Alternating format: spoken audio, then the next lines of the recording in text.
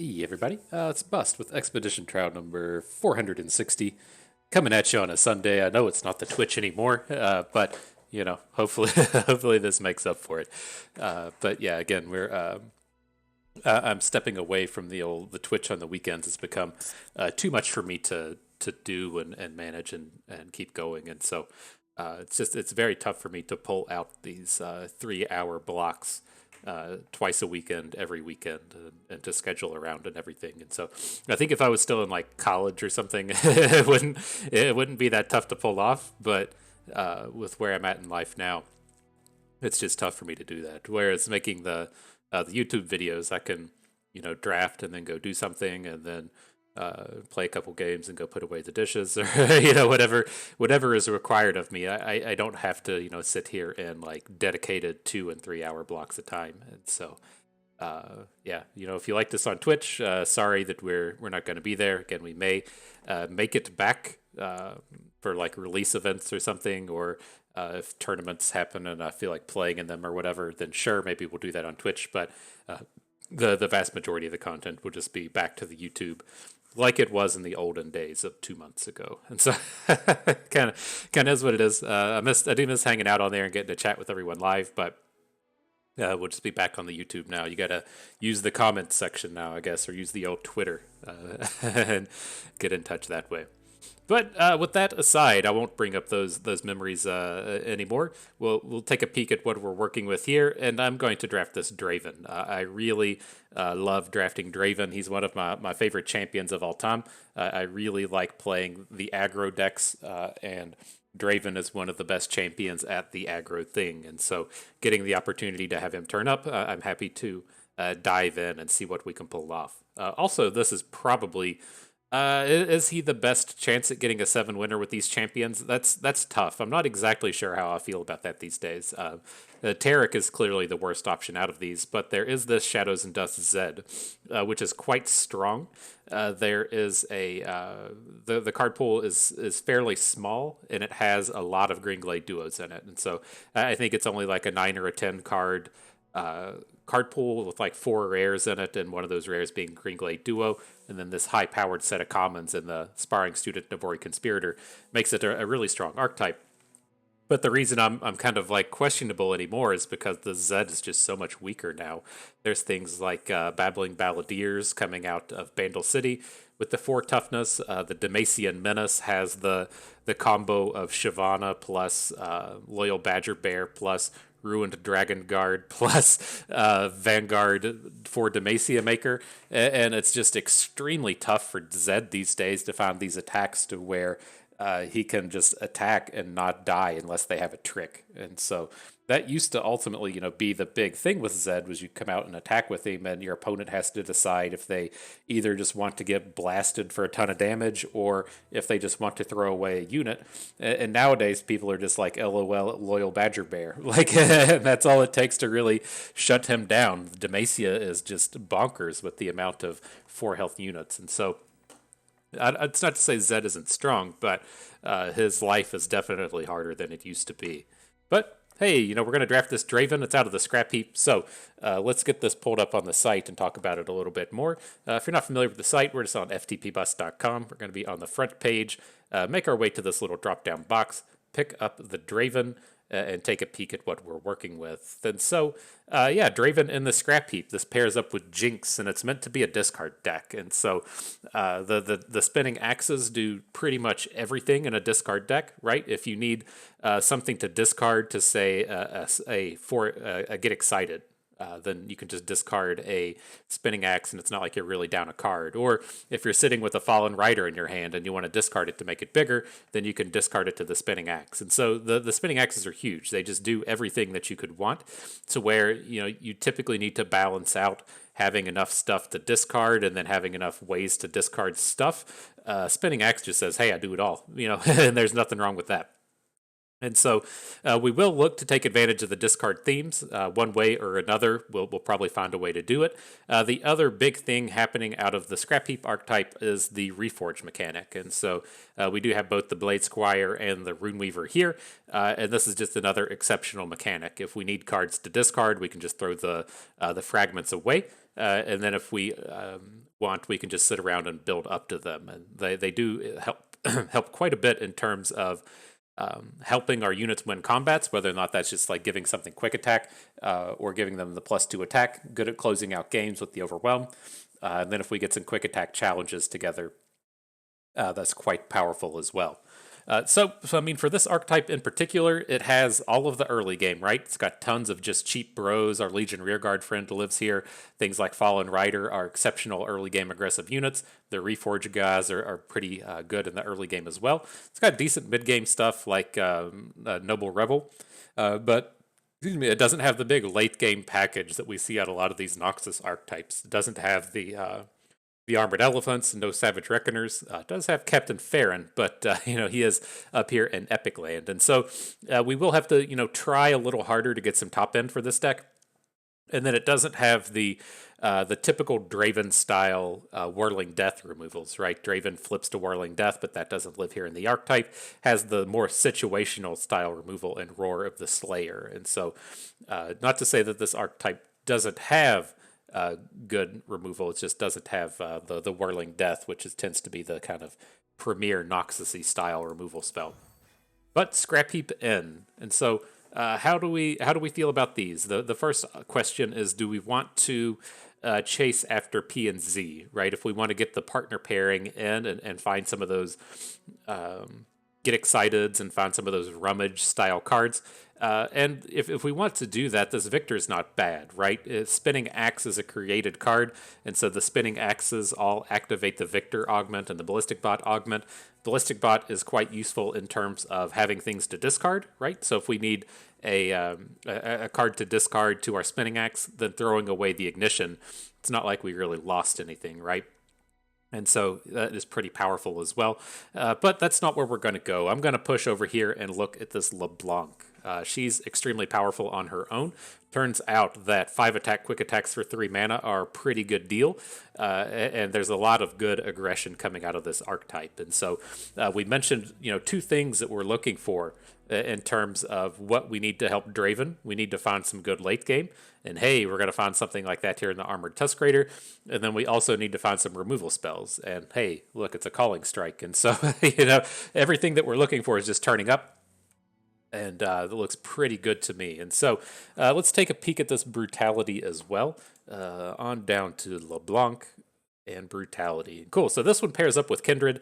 It's not exactly what we're looking for in terms of build around strategies, right? I don't want to pick up Shadow Isles. I don't like those ideas, but a lot of the big go wide strategies are really going to be here. We got another pack with Legion Rearguard in it. House Spider here makes 2 units at the same time, and then we can look for cards like Vision out of the Scrap Heap pack, and so we can try and find ways to really take advantage of having a full board.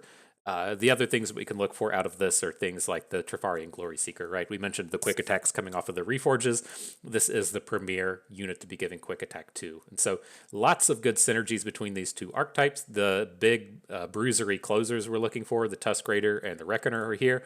Just everything we could look for within Noxus. And so we'll see if we turn out to be an Allegiance deck if we're Noxus only today. If we pick up another faction, I would like it to probably be Bandle City. I would like to come out and pick up like the Rumble style cards. It's not unheard of for it to happen here as we come and pick this Scrap Heap pack, as you see things like Grave Physician. Grave Physician also lives over in the Glory and Value. And so I'm curious how this plays out. I still feel like the Glory and Value archetype is bugged, and it can't quite figure out if you're supposed to be drafting or not. But it seems like it shows up a lot more frequently than it should. And so I'm hoping that kind of plays to our advantage here, and taking cards like Grave Physician will make the game be like, oh shit, here's Glory and Value. By the way, it's Bandle City. And have things just work out in our favor that way. So, okay, interesting set here. Both the Noxus piles are pretty good. We've got the good late game and the Tusk Raider and the Premier removal over here in the Whirling Death. And then we have some of the burn package over here with the Mega Keg. And I think at the end of the day, I would really just like to have a nice solid piece of good stuff the Tusk Raiders make it so we don't really need any more top end. The Whirling Death kind of covers off on all of our situational removal, and we can just kind of like say that piece of our deck is done. As to where if we're out here taking cards like Legion Grenadier, don't get me wrong, these are good. This is a very strong set, but at the end of the day, it is still a chance to where we don't have like 2 or 3 or 4 good removals, and a chance that we don't have good top end where we're just closing that off now. And so we'll take pretty much anything in terms of early game cards as long as they're somewhat on theme, to where the top end is kind of more needs a little bit more finesse, right? I don't want to be all the top end isn't created the same. I'm not looking to add like the 6/5 fearsome up here. He's kind of shitty. Whereas if we just get a 3 attack 2 drop, I don't really care about the stats. So coming into this one, though, got our boy Rearguard with Noble Rebel. That looks pretty good. Pick up the Scrap Heap. Would love to see a Bandle City card show up, but it does not. So a little unfortunate.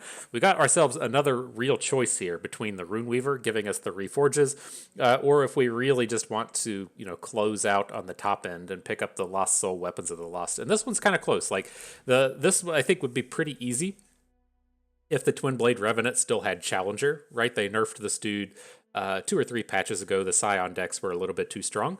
And so now it has Fearsome. But it's still an extremely, extremely strong card.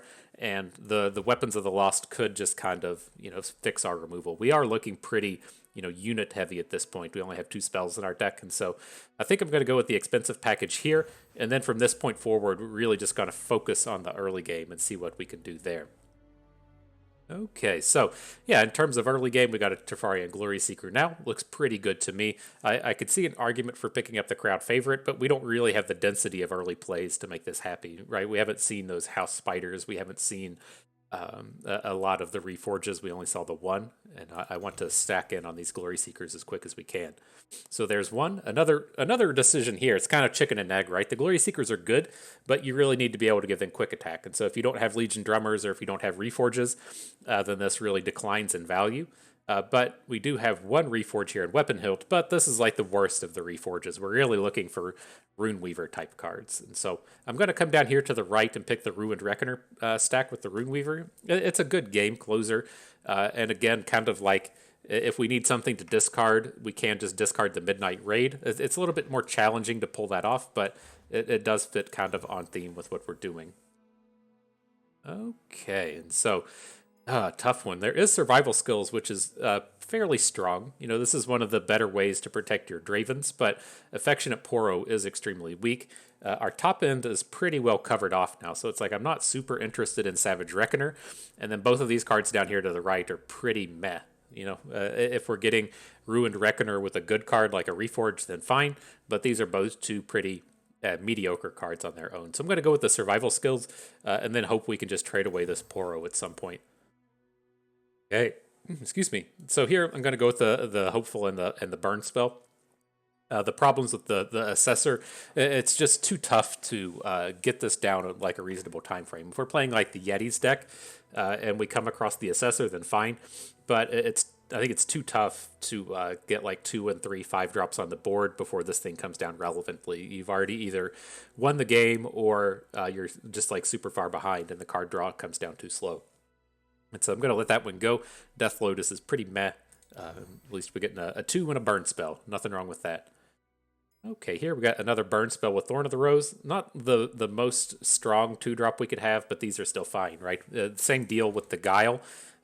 It is a good spell. We will just churn through some games to where we curved like a rear guard into a LeBlanc into the Thorn of the Rose with a Guile, and then you just blow up your opponent's 4-drop for a turn and just win the game. And then otherwise you can just discard it to stuff. So has a nice place in decks like this. All right, and so with this one, I'm going to pick up another rear guard. He's my boy. You're my boy, Blue. You're so good at this game. And then we're also getting the good removal in Scorched Earth. I like that one quite a bit. Here we got a 2 and a 3 with the Physician and the Rebel. That feels pretty nice. Getting right up to the edge of having 10 spells. That's right where I like to be. And with this one, this looks pretty good. With the Tusk Raider Whirling Death, really solidifies our top end. The Tusk Raider is the premier non-epic top end, if you will. I hate to attach too many labels to it. There are times where the Armored Tusk Raider is better than Captain Farron just because it's cheaper, but Captain Farron aside, Armored Tusk Raider is the probably the best piece of top end. And then I got to be like, well, what about Kato the Arm, my dude? So it is what it is. All right, well, here's a chance to trade away the Affectionate Poro. The City Breaker is not a particularly good card, but is it? Oh god, is it even going to be better than the Poro? Like, if you're playing Swain, then it has its uses, or even if you're playing like Gangplank and you want to deal damage to your opponent without attacking, it can be useful. I just don't think this is the kind of burn we're really looking for. Like, it just seems so bad. The Poro also seems so bad, but at least it's interactive. All right, I'm going to skip over all of these and move on. And I think one of the main reasons we want to keep that Affectionate Poro is we do have to go and turn something premium. And so if you're not familiar with the pay-to-win lifestyle, we do go and turn cards premium. Makes them feel good, and then in turn with them feeling good, they perform better when they're on the battlefield. And so I thought we were going to have the Poro. It turns out he's already premium. Maybe that was just a couple videos ago when we drafted Braum. But all right, all the commons are accounted for. Break out the pocketbook and see what we can do. We got the Ruined Reckoner. See the last one? All right. 200 coins well spent, if you ask me. He generates a premium, so it's like getting a discount, right? It's like getting 2 premiums for 1 card. Good deal, Riot. Good deal.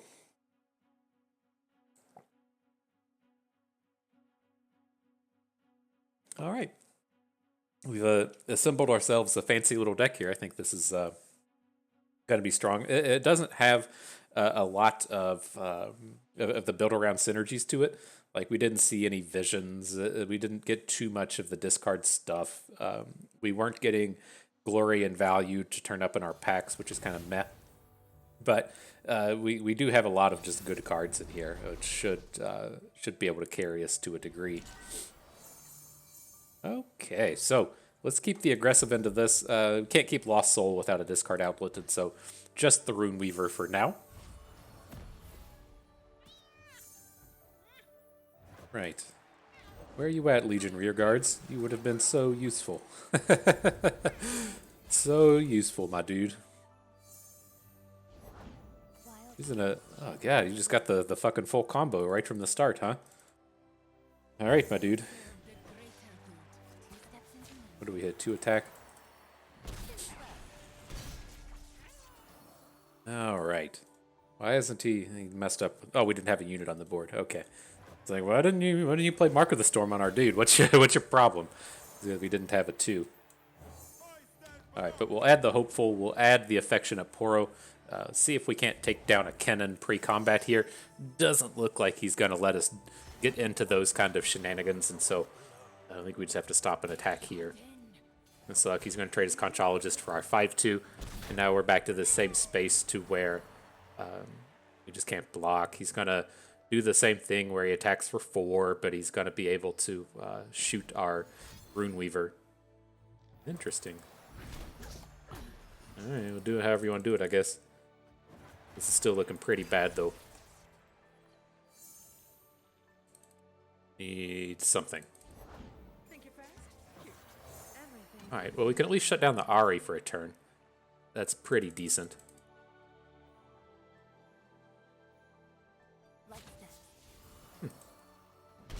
Okay. Not exactly how I expected that one to go. And we have to get the Poro down now. Like, he can know that the Poro's here and ready to eat Kennen, but we can't just be, like, banking spell mana into next turn. That's not very appealing. And we do have the +2 attack fragment to try and just take Ahri down with, so might be useful.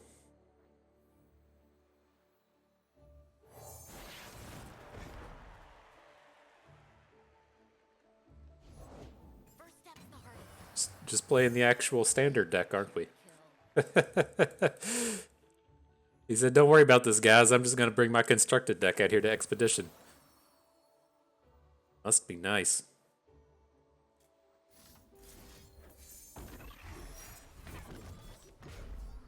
Alright, so can attack with this stuff. We want the Ahri to be the most likely one to die. try and take down this Blade Twirler and see if we can be okay from this point forward. Like, the elephants are going to be pretty good if we can get them on board. Like, Ari Kennan isn't very good at dealing with these big boys. The thing that gets sad with them is he's now switching to elusives, which we don't have answers to whatsoever. And if he plays like a homecoming, right? If he homecomings and makes us like return the armored tusk raider, then we're in a bit of a bind. And so you probably don't want to attack with that 4/5, only having 1 mana.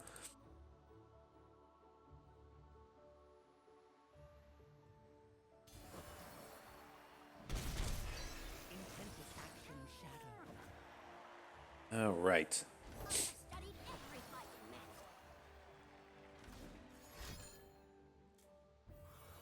Sure thing, my dude.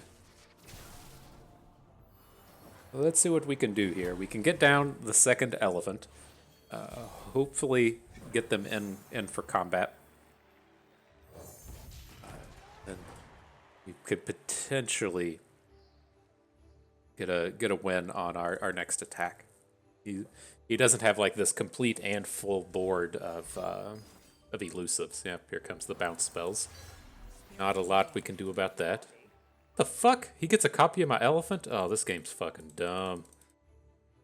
Okay. Thought that only worked off of his units. Okay. How can we do this? We gotta get our either burn spells so that we can deal with these elusives, or we gotta find more elephants. I don't think this is the turn for a guile, though. Raven's biggest fan, not what we were looking for.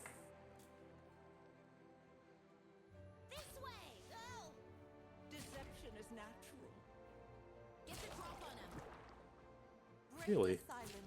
How's he attacking with all this stuff?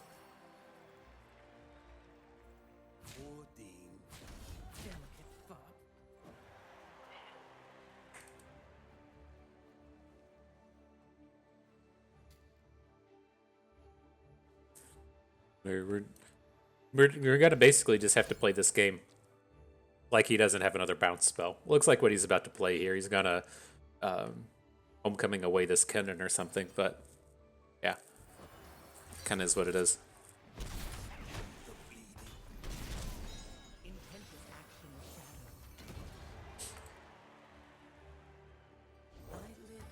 So his Kennen will be flipped now.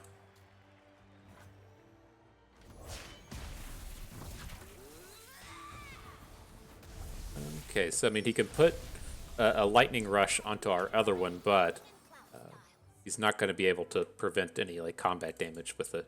You have to return it to his hand and replay it if he wants to do that.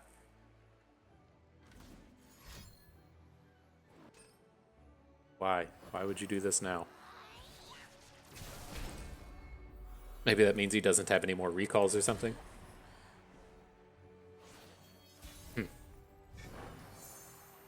Seems kind of silly to me. History forgets, but the Black Rose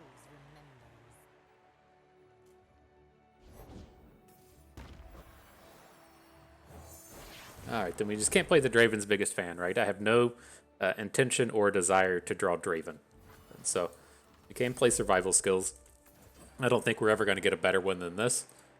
So let's at least, you know, protect our noble rebel. And then it's just going to see. He technically has a kill on us with an open next turn.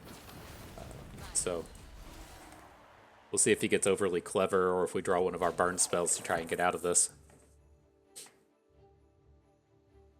Surprised to see him throw away one of these elusives, though.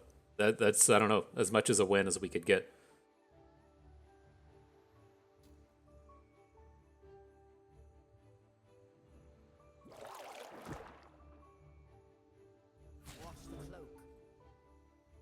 Watch the cloak. Say good day, mate. start using my Australian accent. My wife loves it when I start dropping the Australian accent. It's just completely like what is it? Is the Paul Rudd movie where he's with him and Rashida Jones. He's trying to do the Australian accent and Sounds like a leprechaun. It's delightful. What do we got here? This is good. We actually killed an elusive. He's going to gain a bit of health here, but that's not, like, incredibly important. Could we have won this with a Guile? Yeah, I bet we could have won this with a Guile. Whirling Death is huge.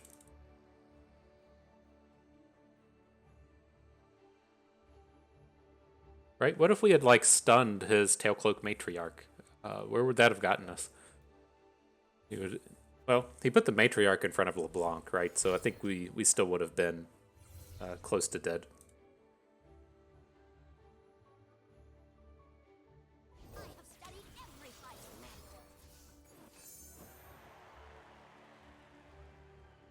No thank you, young witch. So now he's only coming at us with 2 elusive damage. Which is nice. I did the mathematics on that one. Is nice. Sure. We'll get another lightning rush out of Kennen, be able to kill a rebel, that's fine. I don't care about this Kennen attack or anything. We just need to chunk in with like 1 of these elephants, and then we have a Whirling Death if we need it.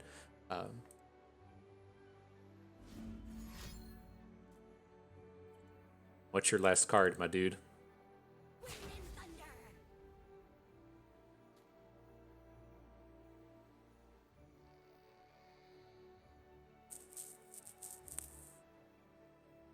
I guess we do have the question, and do we want to Whirling Death this turn, or do we want to do it next turn, right? I'm looking at doing something like this. Not the elephant, not the elephant. This with LeBlanc. And then we'll have both of our Overwhelmers. Both of these dum-dums will be dead. You can try to Mark of the Storm the Tusk Raider next turn or something, but I don't think that's going to be happening. And then we'll get the attack with both Overwhelms into a board where his max health is 2, and then we'll have a Whirling Death to take some of these dum-dums down as well, if we need it. I did the mathematics on it, and I dig it. I think this is a good space to be in.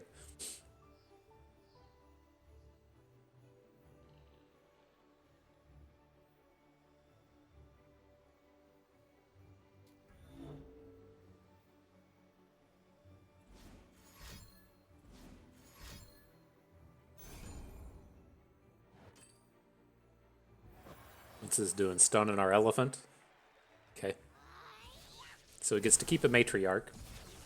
But now he's gonna have to have 2 answers to the elephants. Still don't want to draw Draven. Not playing the biggest fan. Love to pick up another burn spell or something.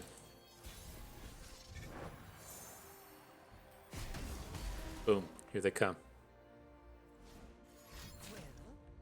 I can tell you this card's going to be lame, but I think we can I think we can get around it, whatever it is. Will of Ionia. Okay. I can tell you that one's going to be lame. Boomed him. Nice. Get that constructed deck out of here. What a load of shit. Oh my god. Starting out Ari Kennen and hitting with the fucking allegiance guy and everything. Get that nonsense out of here. You know what life's about? Life's about Legion Rearguard. And so, good deal. Let's move it on. We got this Draven with a Captain Farron in here.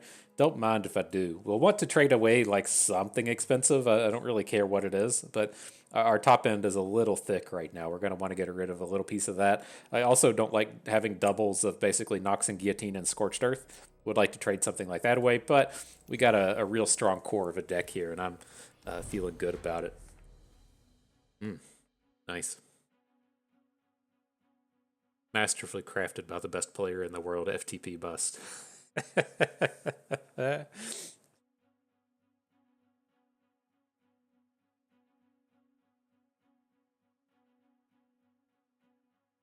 Yo, Bust, how many LPs you got? About 4,000. About 4,000 league points right now. Did you see those plays we just made? God damn. All right, but let's hang on to LeBlanc here. Look for some ones and some twos. There we go. Found them. Not entirely sure if we want to play this this Grave Physician on 2. I'm not opposed to it. It's not like you're just discarding a card, right? We're not we're drawing a unit off of it. It's kind of just like cycling, and so I kind of want to just get the stats on board. We did just draw the preferred discard though. What's this Pantheon Jarvan?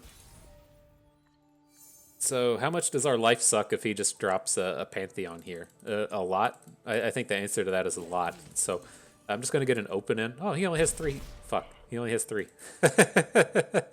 But if he did drop a Pantheon there, that would have been pretty bad for us. And so look at it like that. Man, out here talking all this best player in the world stuff. We did that intentionally. Intentionally, we knew Pantheon costed 4 mana. That was just a test for you all at home. See if you took note of what was happening and to whether or not we had the right amount of mana for the certain actions and types and things. What are we going to do here? I think I actually want to drop the Hopeful. We have the Culling Strike for the Shadestalker. It's not an ideal target against these Pantheon decks because it's very easy for them to drop a combat trick like a Pale Cascade or something. But let's see what happens here.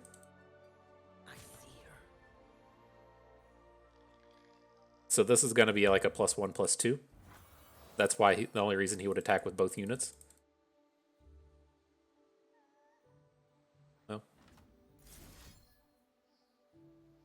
I'm not passing the turn with 2 mana. So I'm going to go ahead and play the Calling Strike. This will get the +1/+2 out of his hand. That's fine. Pale Cascade's fine.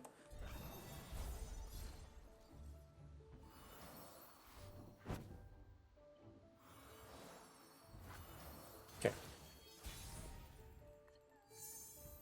Just got to do a little bit of damage, and this one will be done. How do we feel about if he plays Pantheon now? How do we feel? We'll just lose LeBlanc. It's okay. We got to get in for 6 damage, and then we can burn him out.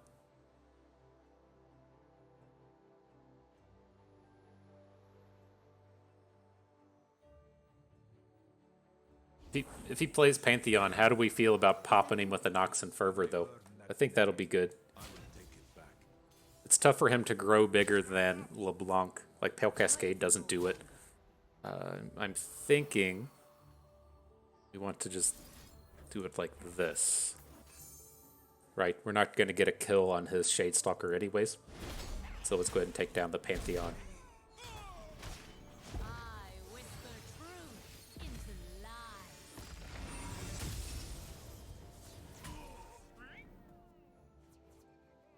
Right. Wish we had a little bit more board, but I think it's okay. Worldly Death. That's an appropriate noise, right? Let's add the Revenant. It should be able to get a shutdown on the 3/4. See, now he changes his mind.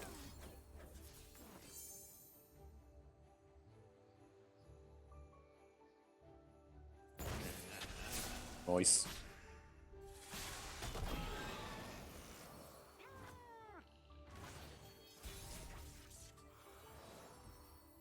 Survival skills is interesting. Would it be hitting like LeBlanc? But we could probably fairly safely drop Draven. I think I like it. It's tough for him to get like 2 blockers down this turn, right? I see the heavens aflame, God's burning starfire. Interesting. Surprised to see me. Okay. I cannot turn back. Must we fight? Must we fight? We're gonna boom him now, right? He's gonna try and play a combat trick on this 4/5, and we're gonna get the survival skills on it. You can say, "Oh, bust." You so smart.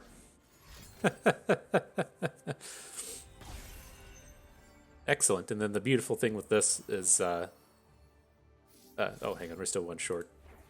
My mathematics are not good today.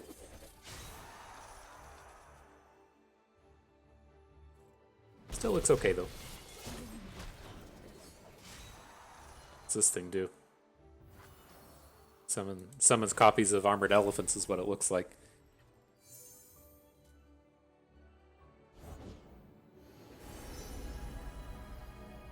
Sunlight guide you, my brethren.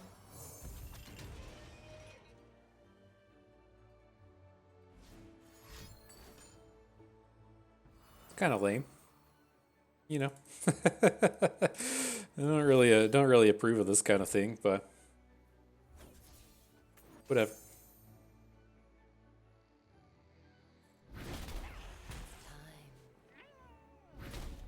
Draven out? To serve the greater. What'd we hit? Quick attack? Cool. Captain Fair in here does just saying, I got your back, dog. Regardless of how these combats go. I give you some decimates. Beautiful. Back heretic. You can even mimic, right? We mimic or mirror image Captain Farron and just get some more.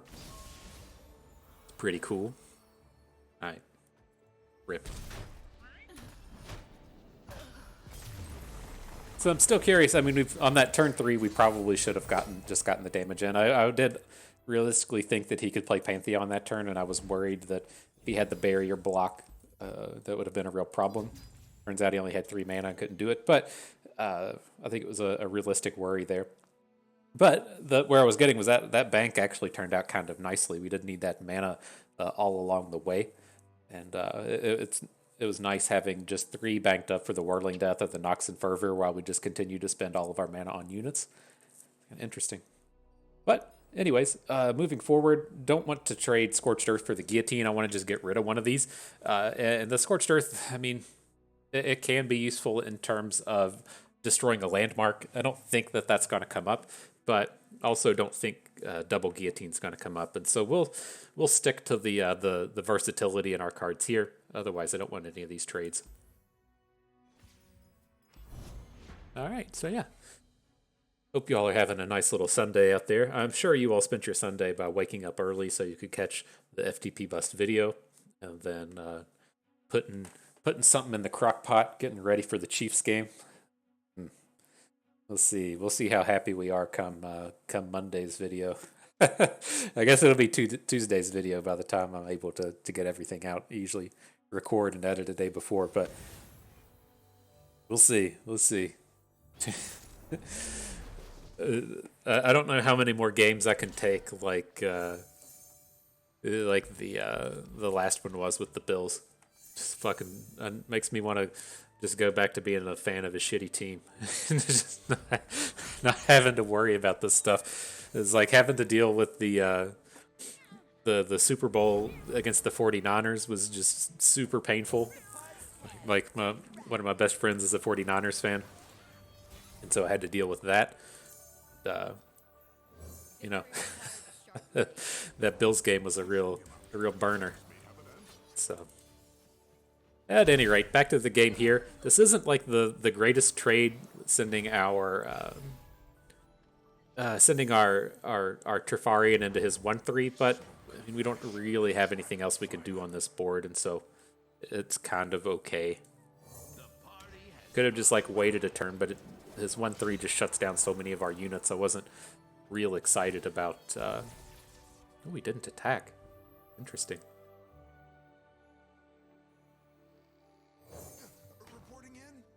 So let's see where this goes. Like, if he spends all of his mana, we might want to play a Calling Strike. Like, if he taps out for Shyvana here. Otherwise, we can get Thorn of the Rose down, and our 3 attack units can kill a Dragon Guard with a Spinning Axe if we want. But let's see. Let's see what he does. He's only got 1 copy of Shyvana, though.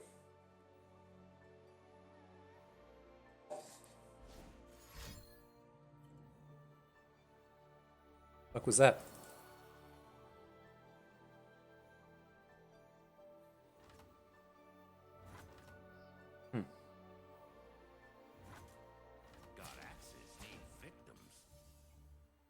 cool to discard like the Noble Rebel here.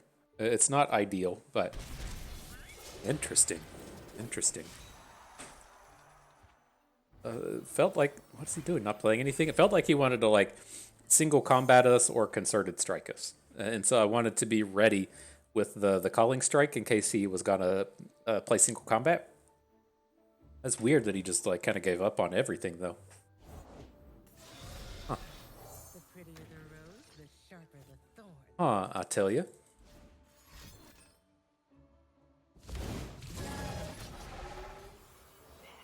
Now, how heavy do we want to go into this? He does have like the double fury, which is kind of shitty. But we have to discard like one real card in addition to losing our Draven if we want to take this thing down. It doesn't seem great, but then we also, like, we can't play any more cards this turn, so we can't open. So I guess we can Calling Strike onto the Dragon Guard. How do we feel about that? What if we Calling Strike the Dragon Guard, and then we're just going to be coming out... I think I like this. Hang on. Discard one. Guile. Boom. Discard one. Noble Rebel. Boom. Okay. Combat. Get this dum-dum off the board. Now we're gonna Calling Strike this dum-dum. And we're coming in for 10. Not lethal, but this is still pretty big. Not lethal till you draw your Nox and Fervor, am I right? Alright, my dude, tap out for something irrelevant. That's close enough. Well, he can still single combat. I'm not a huge fan of seeing that. Let's give it a hot second. It's kind of abysmal if we Nox and Fervor on the biggest fan and then he single combats it down. Captain Farron. Bust, you got all the hits.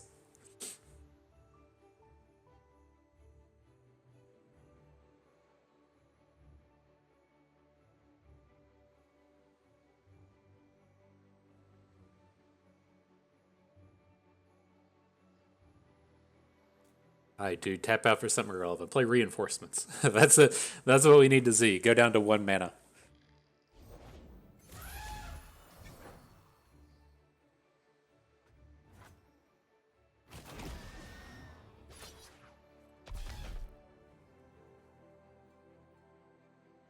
So weird.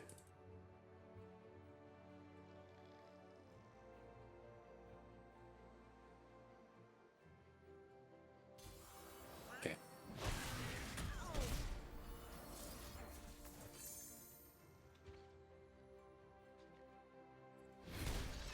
He's just got to have like so much stuff. We don't need to go for the Nox and Fervor.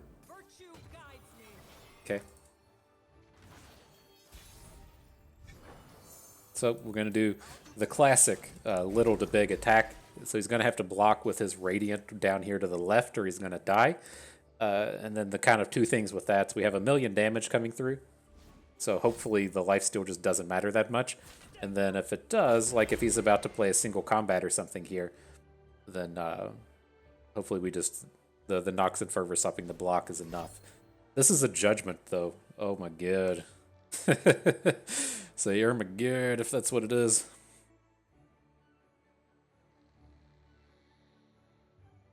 Yeah, we can technically beat Judgment though. Our Nox and Fervor would resolve first.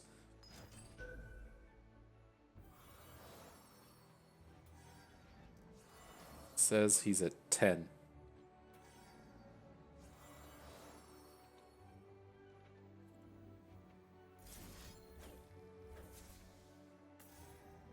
Okay.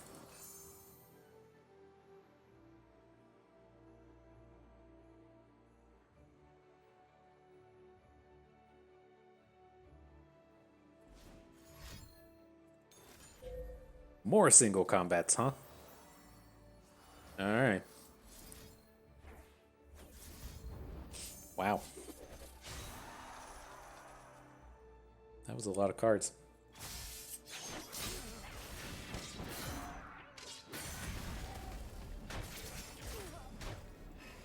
Okay, the board is now empty. Goodness. It's quite the way to deploy your 2 single combats in a concerted strike. That's one way to do it. I am more. Here's our friend Captain Farron. Got 10 damage of burn in hand as well. Feels nice.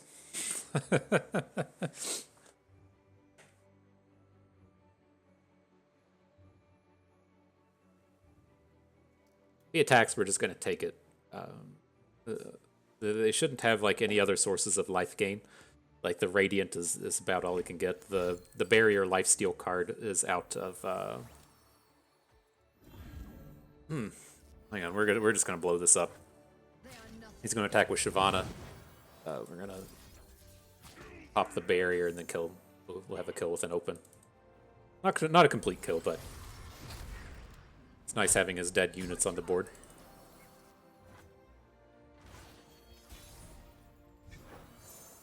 Boop. Boop.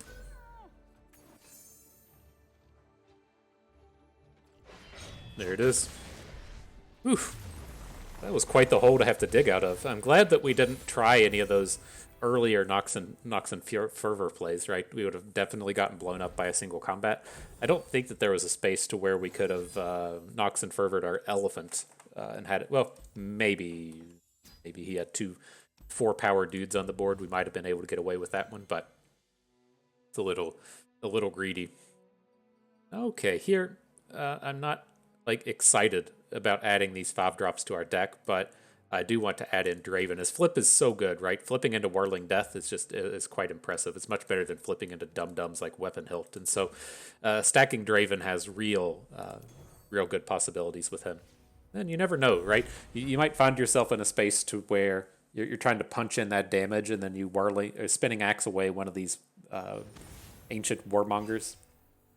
Get that +2 attack somewhere. Stranger things have happened.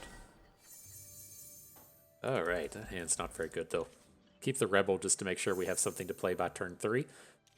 But we gotta look for more of our early game. Our curve is definitely too high with this deck. That picking up that 5-drop didn't help. But I mean, if you're just gonna keep drawing like this, then what's it matter?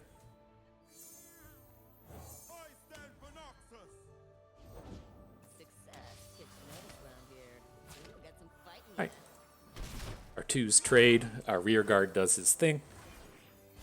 Moving on.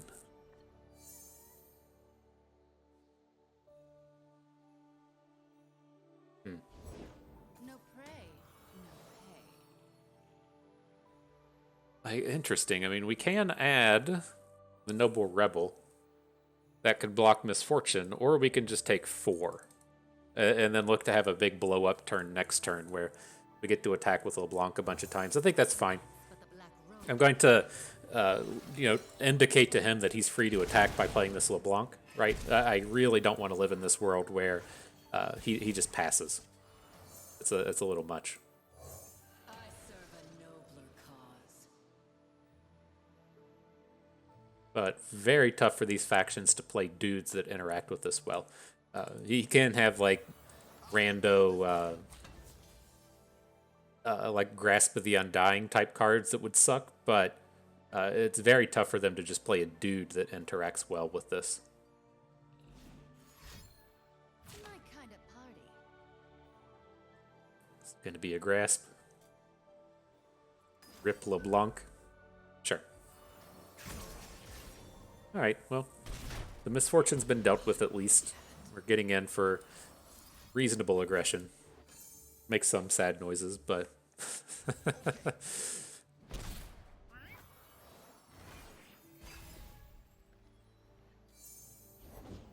does he want from me? Not a very good discard on the survival skills, but I want to get these dudes on the board. Maybe we should just be discarding Scorched Earth. It doesn't seem like it's doing much here.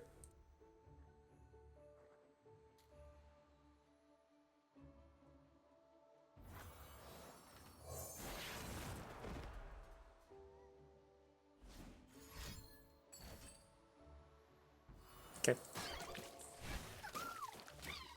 The waters have been chummed.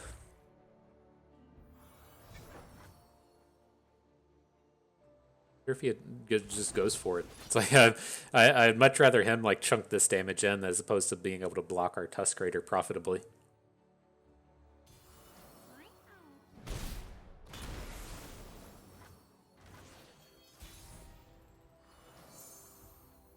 And it's Draven time. Maybe next turn. Oh, I do want that survival skills back now, though.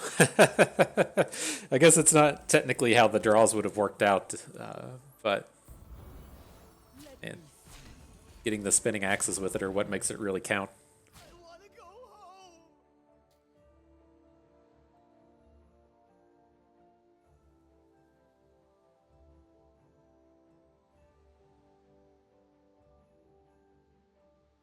Is our whole deck premium? I had to stop and think on that. I might have actually done it. This might be the first one where the entirety of our deck is premium. I don't think survival skills is premium. Maybe it's not in the Warmonger, maybe not. Lost Soul probably isn't. Okay. Can't wait. We're getting there. It's gonna happen. It's gonna happen.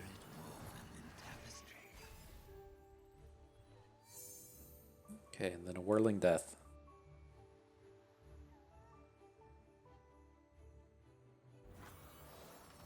Need a second. Is he going to like vengeances after we play some cards? Scrap shot. Yeah, that's fine. Is he deep? Not yet. He's at 19 cards, getting close. The party has arrived. But now we're getting at least a 3-bank. We can also potentially level up Draven here if we get one strike in and a Whirling Death in.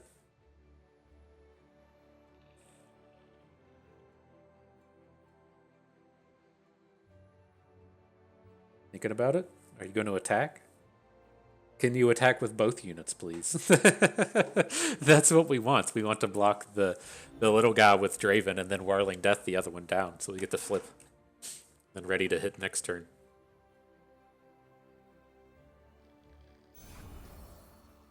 Okay. Alright, this is where it starts to get a little scary, right? I think I want to add the Noble Rebel, but now it gets easy to be for him to just be like, Herder is a Scuttlegeist or something. Alright, he's deep now. Definitely a little more on the worried side of things. We do have the Scorched Earth in case we need to try and pop like a Nautilus or something, but that's not a very good combat having to do that. Like we have to throw one unit into him first and then Scorched Earth later. One little snip. I want to go home.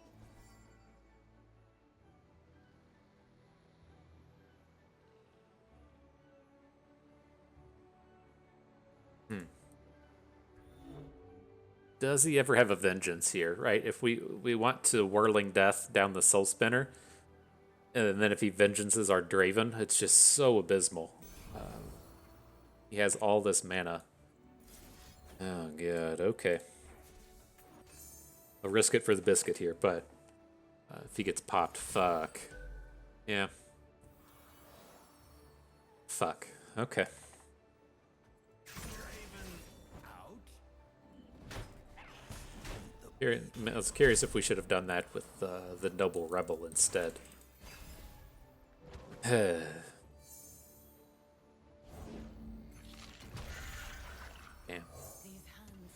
Sad noises.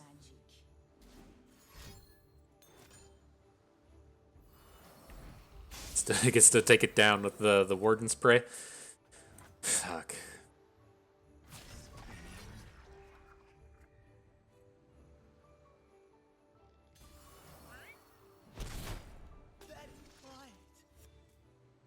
Alright, well, I think we're probably done here, but, I mean, we have Captain Farron in our deck, and so we'll see. Maybe we can get something to work out here, but I'm not feeling real good about this. Yeah. Yeah, so we could have just the other option there was just just to let the damage go through. It was a little suspect in what he was doing, since he only played like the 1 mana unit with 8 mana. But it does make a lot of sense for him to just drop a unit, a 1 mana unit that can trade with one of our guys, and so it's kind of tough. I felt like he was being a little bit shifty there in terms of having a removal spell. So I'm just curious if we just shouldn't have played it on Draven, right? If we would have put it on. I was trying to think if any of the units that like our two good units were on the right. Could have just let the combat happen.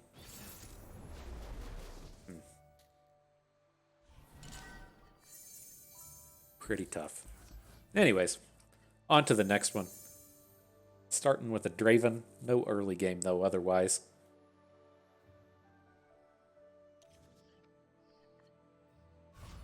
Have to play the mid-rangey version of this deck and not the full-on aggro if we're gonna be out here drawing all these 5s and 6s.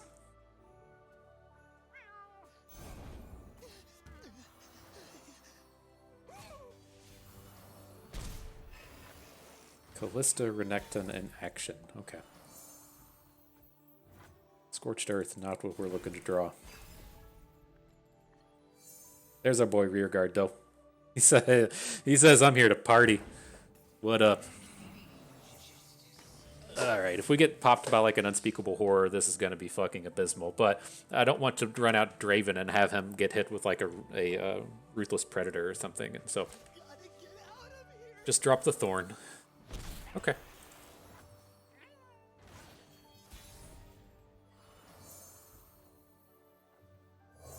And like, what level of worry do we have in terms of this Callista flipping?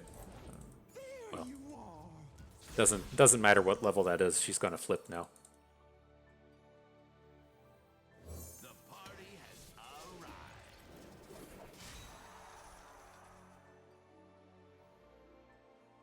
So the Draven attack is still good. We can generate a spinning axe that way, but these other attacks are no longer good. This would be so much better if this Scorched Earth was like a Whirling Death. This is why I don't like having a bunch of these in our deck. Rather these be Whirling Deaths and Calling Strikes. That's why I say we'll hang on to like one Scorched Earth or one Guillotine, but definitely don't want a bunch of them.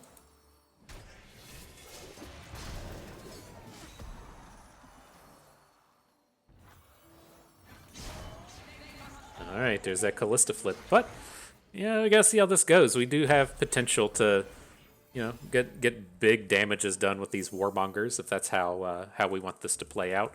We can just kind of ignore Callista for a bit. We're not super close to dying. Fucking kidding me. That also gets her out of Glory Seeker range.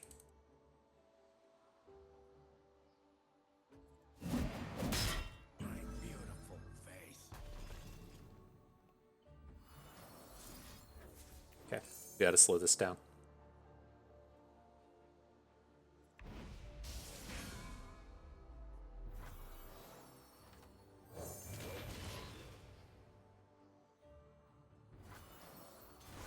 Okie dokie.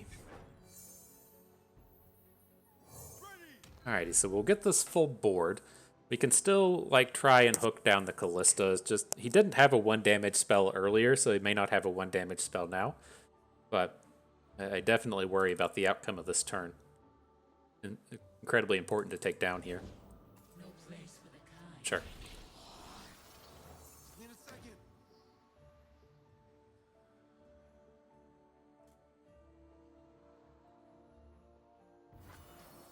I need just a moment.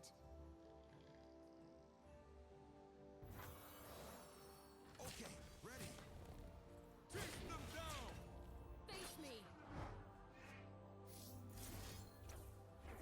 Alright, and then even at the end of the day, if he has a burn spell or something for the Glory Seeker, it sucks, but hopefully we can take down the Callista with the Scorched Earth. And then if this is one of these dumb turns to where he has a Mist's Call, then hopefully at least one of these smaller units are what's brought back. Okay. Okay.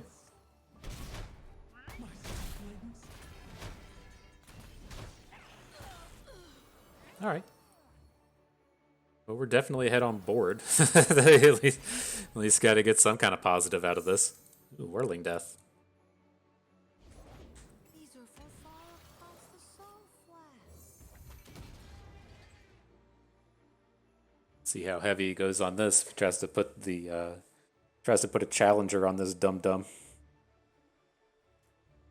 We got 21 on board, so if they don't have anything else going on, there is a world where we just open and kill the next turn.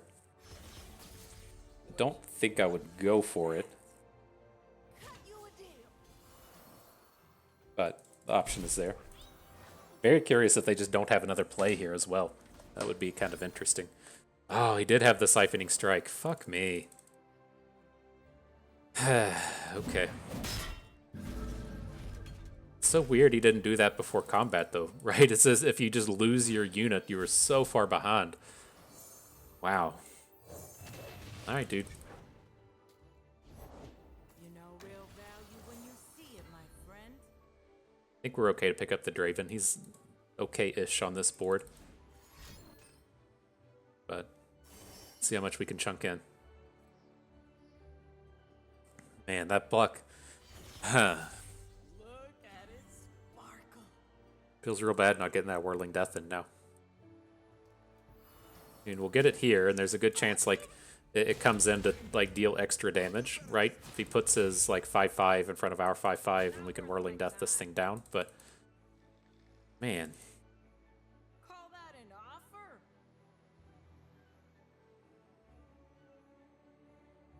Not worth my time. Technically lethal now if he doesn't have any more interactivity.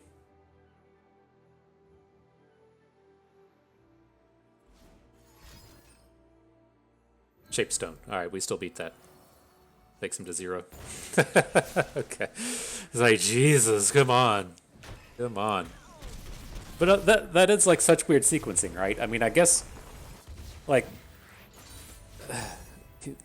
I'm trying to see where like the gotcha factor is in that Shapestone, right? You have two regular mana, 3 spell mana, 5 attack, quick attacker, facing down an armored elephant, right? In what world do you get to attack with that unit and then gotcha with the Shaped Stone? Like, it just doesn't exist. And so, with that in mind, that's where I'm just kind of like, oh, there's not going to be a Siphoning Strike coming out. Because if he does get this into combat, and then we say like Sharpened Resolve down his unit, then he just doesn't get to play the Siphoning Strike whatsoever.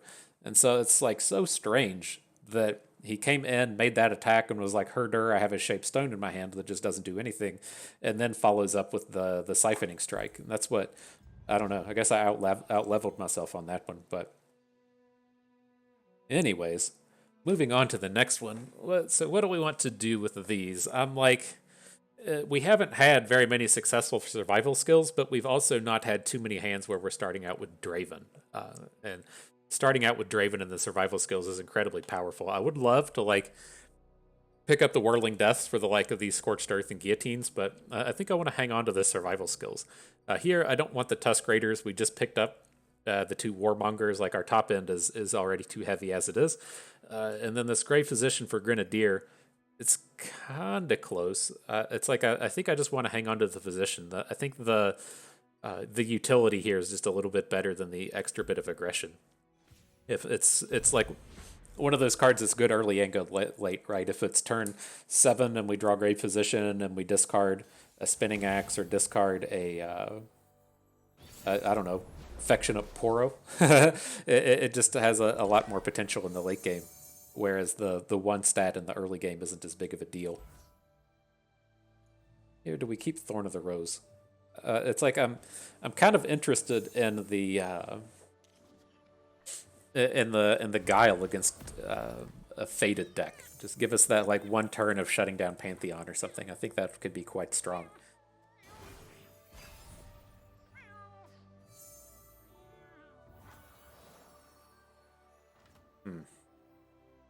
Victory requires a sharp blade. He's mono Targon. He's never doing like a pass to get you. The question here is, do we just open for the 5? I think we can throw down LeBlanc. At the end of the day, it should be pretty good if we just trade for whatever his unit is. It's it's real tough in Expedition to have that dragon, right? That's where the scary play would come in Constructed, is if your opponent goes into turn 3 and they play the Fated Dragon with 3 spell mana. Like, that would have been a real pain in the dick for us here. But that guy doesn't live in Expedition, so don't have to worry about it as much. You can get it. You just have to trade into it. All right, boom. Get rid of this rear guard for an Affectionate Poro. Looks good. Looks good. Weapons of the Lost, and then Noble Rebel. Okay. Oh, Legion Rearguard. Such a good unit. Arguably the best unit ever made. Is this the same guy we played earlier? The Misfortune Nautilus Sea Monster stack? Has to be.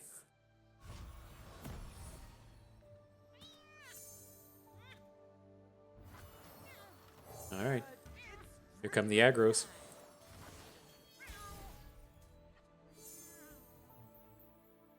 So do we drop the Grave Physician, knowing that we're about to drop a Draven and get a Spinning Axe? I think so. I want to bring as much heat as we can here.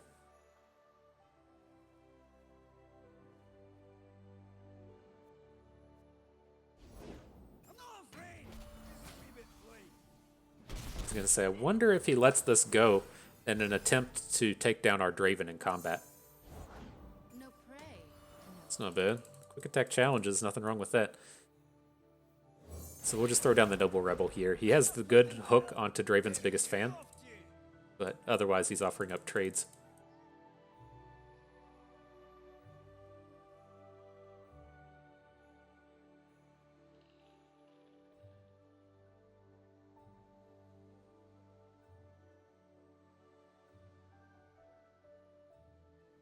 And then it is actually interesting next turn. And going into turn 5, if we bank 3 mana, then we can play Weapons of the Lost on 5. So we couldn't add Draven this turn. But we could potentially like pop Misfortune or pop his Challenger with the Weapons of the Lost and then still have the big boy on board. Which I'm kind of leaning towards here. I'm curious also how I feel if he just passes it back to us right now. It seems good. Right? Because now we get to Weapons of the Lost Misfortune, and then we can drop our Elephant next turn. Has to be good, right? They don't have combat tricks that matter. There's no combat tricks in Bilgewater. The only Shadow Isles combat trick is the +2/+2 and Ephemeral. So I feel pretty safe. You can't just drop another Misfortune. I guess if you got that, you got that. But yeah, I mean, this looks good, right? He's going to take down our 3/2 with his 2/1, sure. He can hook one of our things with Dum Dum here, that's fine. But now we can get to we can either go to the big boy plan, or we can drop Draven and the Runeweaver. Vengeance, sure.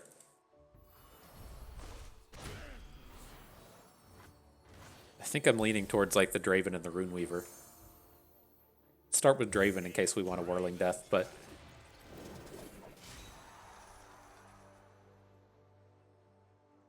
we also have the Runeweaver. See if we pick up a +2 attack or something. Serve the greater good. Did. That was our something.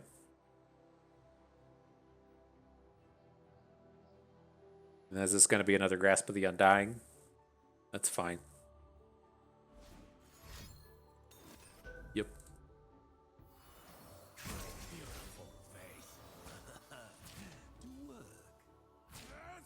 All right. I'd prefer him to be, a little more dead, but we're starting to get close. Curious why he was considering blocking our rear guard. I mean, if he already has like a 1 damage ping in hand, I think he would have just snapped it off, but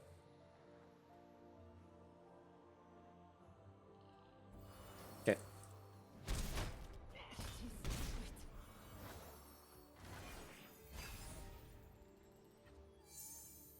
LeBlanc. We still just have to drop the Elephant, but it does give us these options in terms of just opening when we have the Elephant on board. Scrap shot, sure. deep yet? Not yet. Got a bit of a ways to go.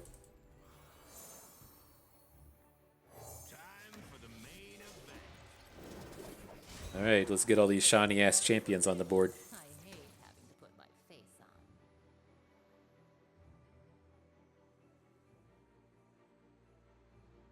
I feel like we're just gonna run into the same deal. He's gonna have like a 5 to 7 mana removal spell here. Take down LeBlanc. Block whatever with Warden's Prey, then we'll chunk in 6.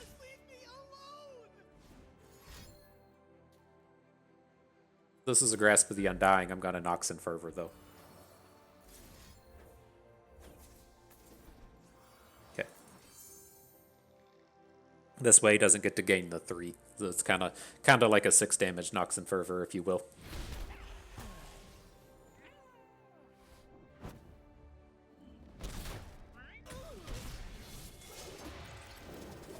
Alright, we do have quite a bit of burst damage for next turn as well. Okay. There's his 1 damage ping. But alright, let's see how this goes. Right here at the edge. That deal is going to carnage.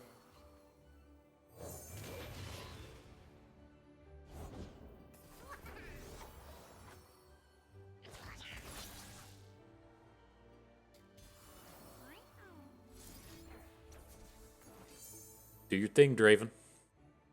Knock him out. KO.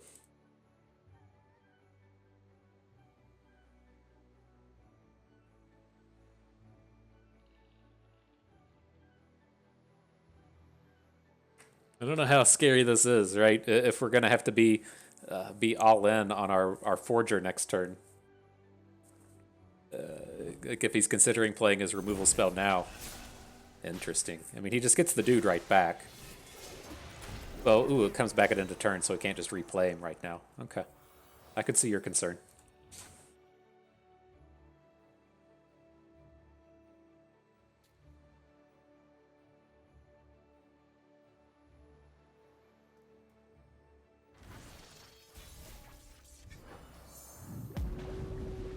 Scorched Earth, dead again.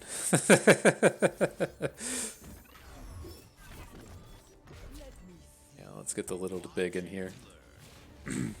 I don't feel like we're gonna win the game this turn, but Yeah. we'll see what we can do.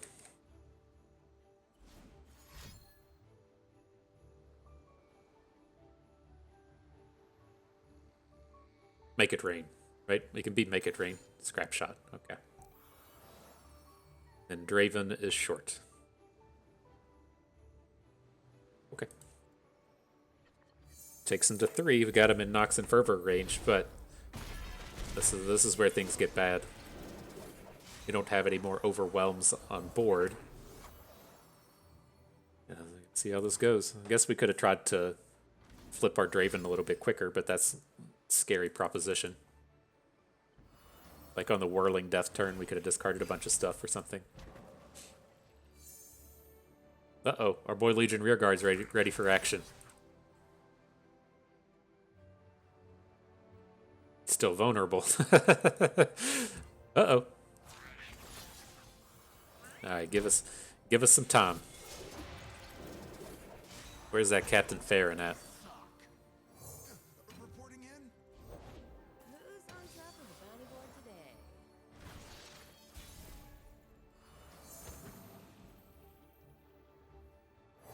A single empire ruled by the true king. Alright, we'll see what happens. These attacks are surprisingly good.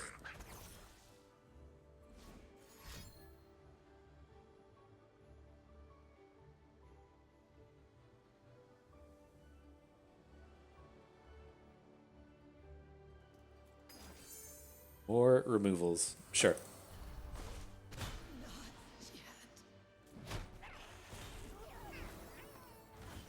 Alright, well I think we had to go for it, right? I mean, I don't feel like just sitting there not playing cards was going to do anything. The party has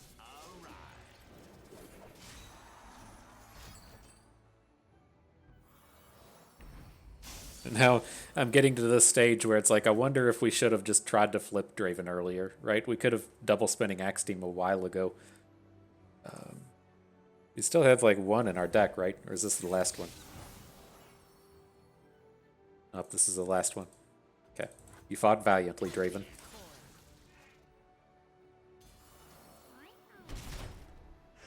Opponent only has one card in hand. We gotta find a Captain Farron or something before he picks up a Nautilus. Legion Rearguard, alright. He's our Nox and Fervor target. Uh-oh. Uh-oh. And I was also worried that we were going to overdraw. We got non-cards in hand, so we're okay for the moment. Alright, Nox and Fervor me, baby. This is where we're going to draw Captain Farron. Nope. Alright. Man, that deep deck has been getting the best of us every time. We're just like a little bit short on the aggression to get in and finish. But I don't know. He was at 3, and we did have a million spinning axes in our hand at the end of the game. But here we got to get rid of this Scorched Earth, right? This is what feels really bad, is when your opponent's at 3 and you just have a dead card in your hand for the whole game. Like, probably could have killed him with literally any card in our deck that wasn't Scorched Earth or Nox and Guillotine. And so, not excited about the Tactician, but that spell's just been so dead the entirety of this run. There are decks where it's good, right? If you're in like a really go wad spidersy kind of deck, but like all of our early plays have quick attack, and then we're never just attacking with a board full of like 1/1s and 2/2s and stuff, and then using the Scorched Earth to trade back up. So I'm glad to just at least get rid of that one copy of it. We still have the Guillotine. Not a huge fan of the Guillotine either, but maybe it'll show its worth at some point. Maybe.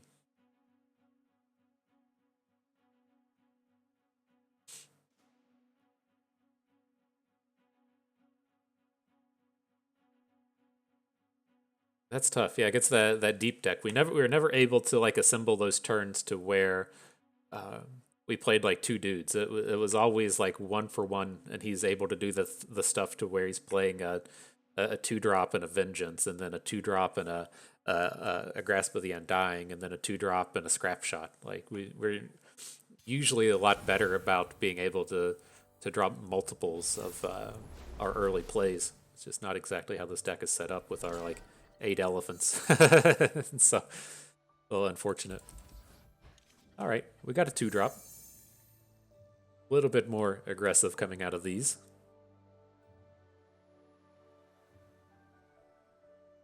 Braum and Tarek.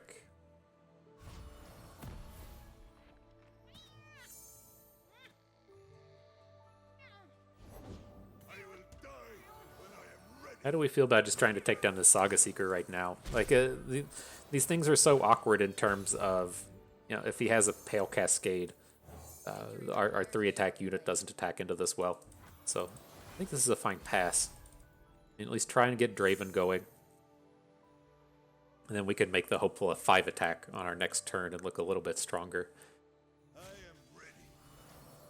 Turns out our dudes can't block. Here comes the Draven.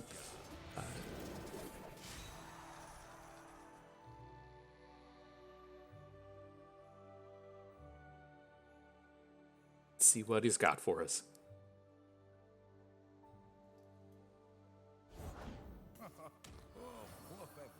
The No Poro Herder. Aight.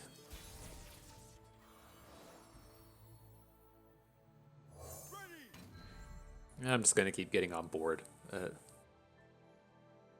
Feels fine. We can't drop the Grave Physician. Having 3 mana should give them some pause, but I don't think it's going to come down to that. And then he drops drops Braum when he knows we have the Spinning Axe.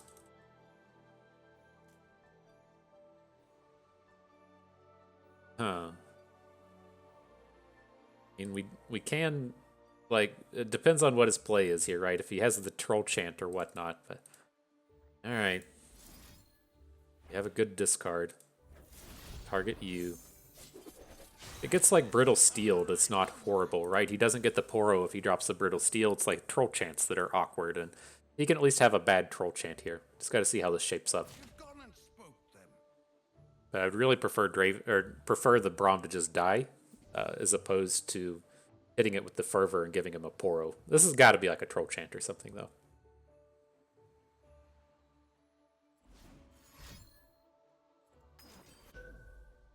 Ice Shard.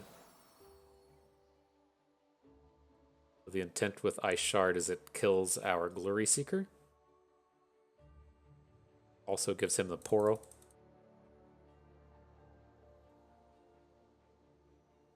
These still trade. Keeps his Braum. We keep our Draven. Okay. I don't like this. But, I mean, I don't see where we get ourselves if we just don't attack, right? That doesn't seem very good.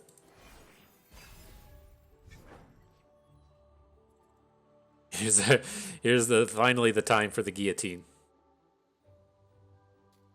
Say, what up, Braum?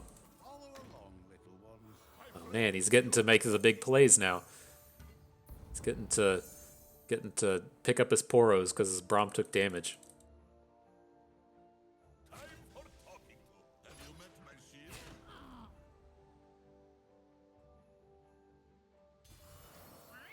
Alright, let's just take the damage. I was gonna think, like, what do we do if we just go ahead and drop a guillotine on the Saga Seeker to prevent the damage? But I don't want something weird to happen here where he... oh my god, are you kidding me? Fuck. I didn't want something weird like that to happen. What a load of shit. I mean, we have the Nox and Fervor. This is like everything has gone wrong this game. I guess we'll get like 3 for 1 here. Fucking insane.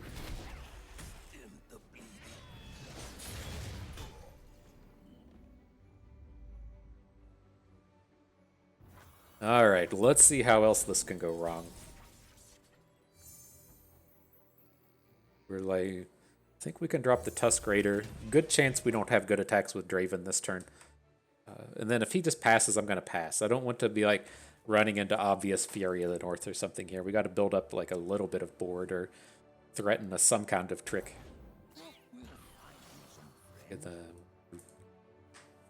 You're up to something, my dude.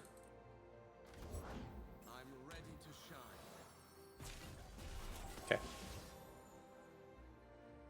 That's not as scary.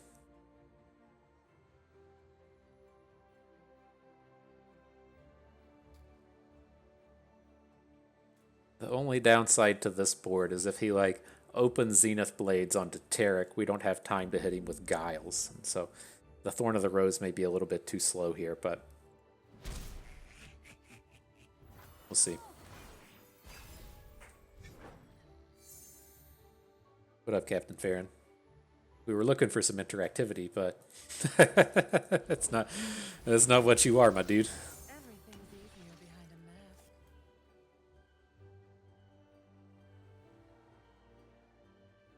Just gonna gem Taric. Is that as good as it's gonna be today? We don't have good blocks because the Taric also passes out tough, but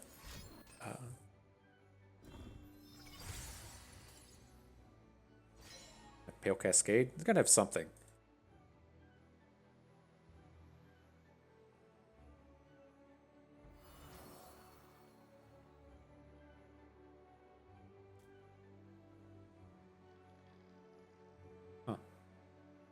So he just like burst past to us. If we pass, he just gets the opportunity to go again. This guy's going to be up to something. I think we want to just guile this Taric. And then we can deal with the rest of this board.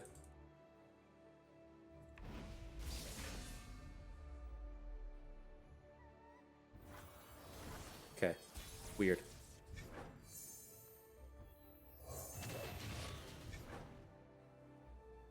Captain Farron's a little awkward if we want to drop the Sigil.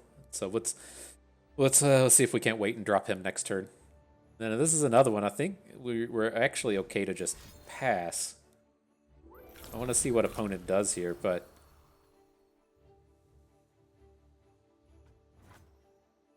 this feels like one of these spaces is to where he's going to have to like start overriding his stuff, and our dudes are the only thing at risk.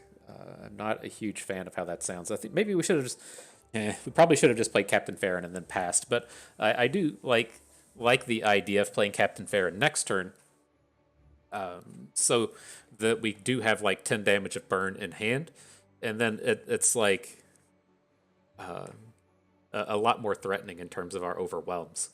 And so I think this is okay. But I definitely don't like attacking this turn. Maybe attacking would have been okay if we had Captain Farron on the board, but fill your hand with gems. Okay.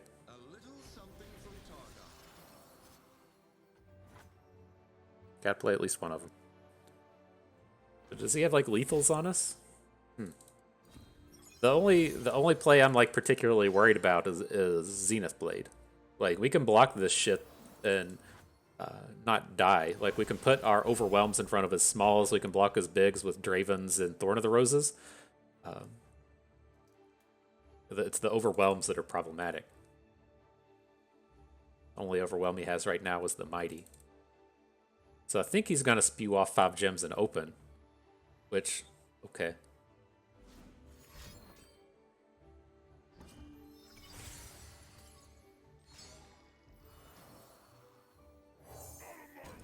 Alright, we got a dude on board. It's Captain Farron. He does a lot of damage. he puts some decimates into my hand and stuff. Night covers the land.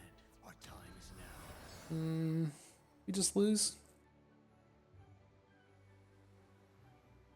7 plus 5, yeah. Fuck. Under cover of night. I'm curious if we would like. It's just if we add the Captain Farron last turn and attack with everything. Like this is a 0 damage hit. This can hit for 1 through Tarek. He can hit for 5 total.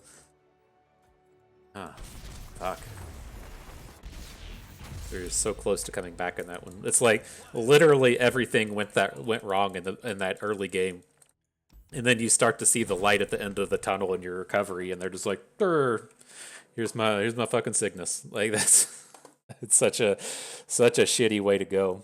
But it is what it is. That's the way it goes sometimes. And so we can get this pulled up and talk about it a little bit more. This deck was what I would call a good cards deck. If you're familiar with the channel and what we do, I usually like to have things be a little bit more synergistic, and so I would have liked to have had more discard-centric cards, or I would have liked to have had more of like the quick attack challenger thing with the Reforges and the Glory Seekers, or would I have like I don't feel like this is a real deck, and it just this is what would be a good cards deck, and I don't like them. But in terms of even being a good card stack, the problem here was our curve, and the top end got too far away from us. Like Ancient Warmongers and like 2 Warmongers, 3 Tusk Raiders, Captain Farron, the Tactician, Lost Soul. That's like 7 cards, 2, 5, 6, 7, 8 cards. It's just too much. Like you want to have like 5, maybe 6. 8 is way too many, and we had some opportunities to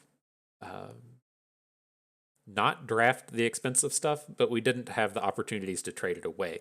And so that was a little bit unfortunate. The trades weren't really on our side. And then we were never able to get rid of like the Nox and Guillotine style of cards, which, you know, it had the potential to be good that game, but it's still kind of weak, right? It's like whenever you're out here attacking with quick attack units that just either that just, you know, usually outright win the combats or don't get blocked, or you're attacking with 5 attack units that just always trade, you're never finding the space to play them and kill things. And so we were running into a lot of these boards to where it was just a dead draw. And in a lot of those games, that one card is what it came down to, especially against the guy playing deep over and over again. And so it was a bit of a struggle that turned out to so frequently and so commonly. But at the end of the day, it was not a bad trial. We were really close to taking that one into the final battle, and we're just a little bit short at the end. And so, yeah, at least the big takeaways from this In the Draven archetype, we kind of pointed out the things to look for. The things I'm always looking for in these decks are to recognize if you're good in the early game, if you're good in the late game, if you have combat tricks, and if you have interactivity or removal spells, right? And looking at this Draven archetype,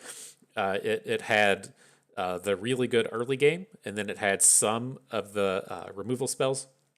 It didn't have the top end or the interactivity, and so we're trying to find a way to find where that was missing, and that was the LeBlanc, right? The LeBlanc had all of the top end that we were looking for, and it had some of the complementary early game, and so we were really just looking to say, okay, our early game is good. We need to get a touch of late game, and then we can either use the go wide strategy, which never showed up, or we can use the reforge strategy, which never really showed up, or we can use the quick attack challenger strategy, which never showed up. And so that was the downside. I was really surprised at the end of the day that the glory and value didn't show up either. That's what I'm curious if we could have done was we were offered up a Kennen in Pack 2 if we had just taken Kennen and then looked to have Glory and Value turn up the rest of the way. I'm not sure how to read into it. I am beyond confident that all of the champions are released from Scion forward are all bugged, and Riot either doesn't know how to fix it or doesn't have the bandwidth or the time to go in and fix it. And that's why we're seeing those champion packs seem so weird. If you're not familiar, just go draft Scion and then watch how many times the game tries to get you to trade Scion away in comparison to how many champion trade picks we saw through this draft, which was 0. And it just supremely seems like they've kind of messed up a number somewhere, and the glory and value is messed up. And so I don't know if that plays into it as well. I do know in terms of like the appearance bonus to where the Kennen archetypes and everything are more likely to show up than all the other archetypes. The Riot has like said multiple times that that's not attached to the packs beyond the champion packs, but I also feel like that's wrong.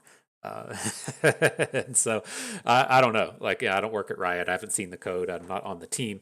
I just have, the almost 500 videos of experience out here, and anecdotally, it sounds like that's wrong as well. But at the end of the day, I'm kind of curious if that played into anything, right? Because that is one of the big reasons we took this Grave Physician at pick 3, was that's a part of the discard strategy deck. And so at this point, we have Noble Rebel and we have Grave Physician that both live in glory and value.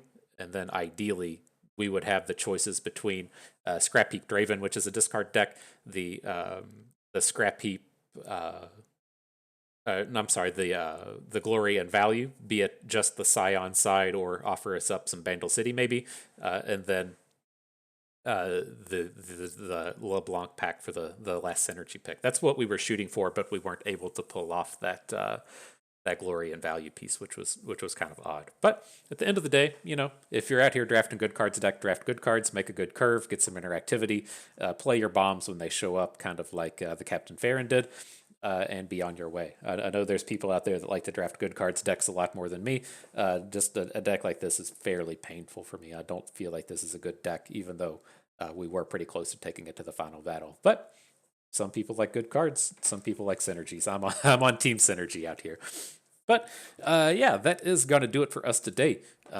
Don't think we have any rewards left to click on. Oh, we got some of them loot boxes. They fixed the quests and brought back the prismatic loot boxes. And so, man, look at these. It has to it has to go through our collection and pick what's left. And so it just got these real turds as the only things that are left. Call of the Wild got taken out of Expedition because it's so shitty.